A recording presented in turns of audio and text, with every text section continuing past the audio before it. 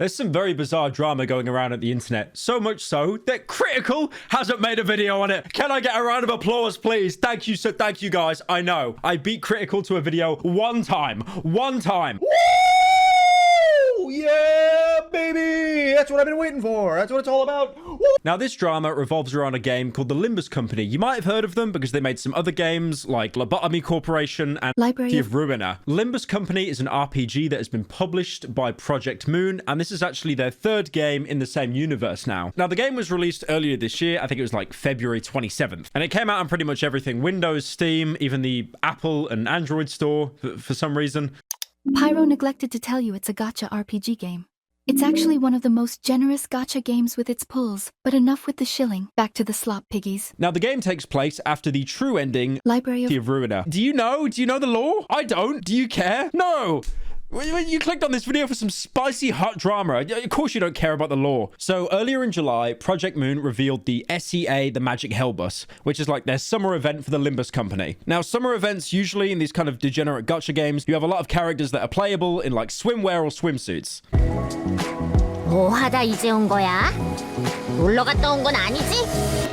임무 때문에 주변을 둘러보고 왔을 뿐이야.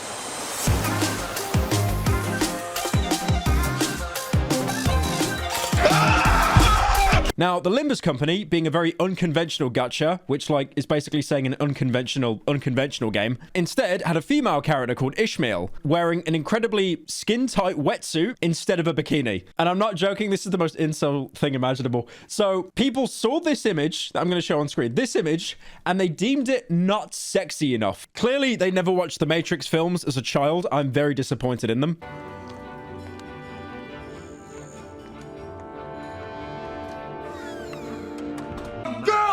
Oh my god!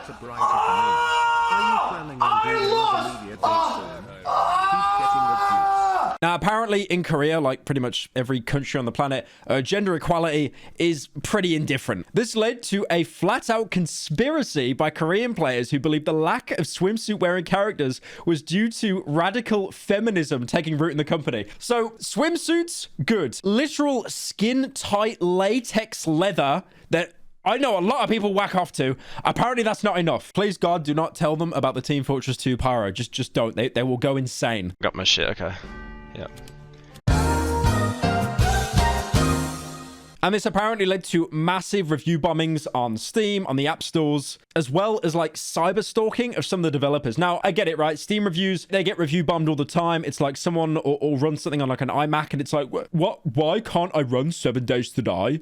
Max settings with a resolution scale on an 8K monitor? I will simply give the game a thumbs down. You know, people like that exist. Unfortunately, at this point, it's just part and parcel. But I think cyber stalking is a little bit different. Now, the first big event was Project Moon actually fired one of their illustrators from the developer team for a costume design in the game that she didn't even design.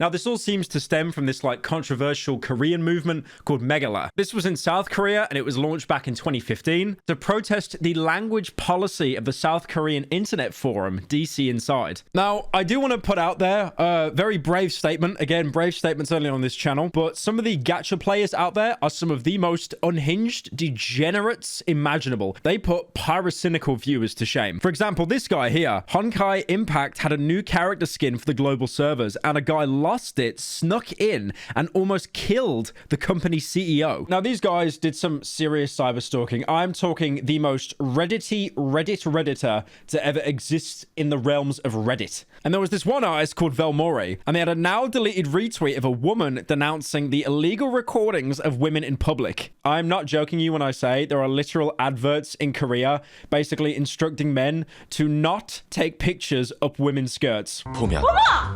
지금 뭐 하시는 거예요? 에이 뭐 어때요? 친구가 보내준 건데. 컴퓨터로 보면. 뭐야? 보면 성범죄에 가담하는 행위입니다. 혹시 불법 촬영물을 보는 걸 가볍게 생각하시나요? 명심하세요. 무엇으로 보든지 추악한 성범죄에 가담하는 것입니다. 지금 바로 멈추세요. That is real, by the way. I like to imagine like the 3 pyro viewers watching go, whoa, get it, like, get in.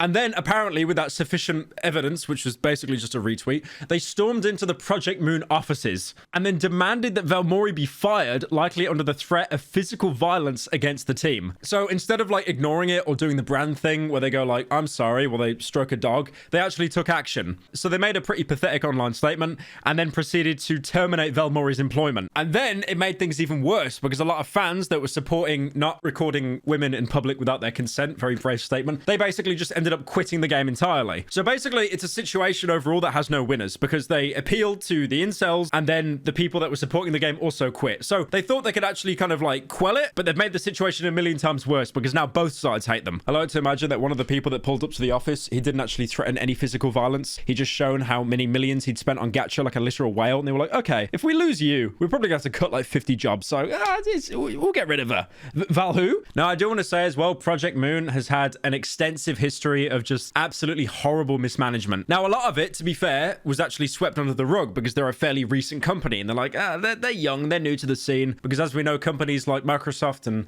Apple and Steam, they treat their consumer base with the utmost of respect. And that obviously doesn't help that the release of the game that I've been talking about, it's been glitchy, very poorly balanced updates. So apart from one of the illustrators being fired for designing something they didn't even design, there's been a lot of people coming out about the company and how it's just been really shit to work with. English translators have came out saying that they have to meet absurd deadlines, which unfortunately in the video game industry is really, really common. Like I'm sure with GTA 6, those poor, I be honest, like the Rockstar offices right now, you probably have a bunch of women perched up, ready to give birth, just so that little child could be put onto a computer and taught how to code, just to meet the deadline for GTA 6. Apparently they received dialogue for the entirety of Chapter 4, a pretty lengthy section of the game, less than a week before it was set to release. In comparison, Chapter 4, I think is around like 12,000 words or something. Pardon for interrupting the pyro slop, but the English translation situation needs a bit more explaining. Project Moon only has 2 English translators and one named Watson, who keeps making translation errors, with some being intentional. The English community has trouble communicating this to Project Moon due to the language barrier. Watson has butchered some translations because he found them funny, which is an issue in itself. But the fact is that they are expected to meet absurd deadlines. They're severely overworked, and the fact that they received dialogue for Chapter 4 less than a week before it was set to release. Chapter 4 has around 12,000 words, like Pyro said, which is about a quarter of Library Ruina's word count. All the while, when one of the translators were on vacation. It's one of many situations behind the scenes at Project Moon. Back to the slot, man. So yeah, overall, a very, very messy drama. But again, it's a gacha game. I have never known a more degenerate community than people that play gacha games, apart from maybe League. Actually, no, you know what? League wins on that one, actually.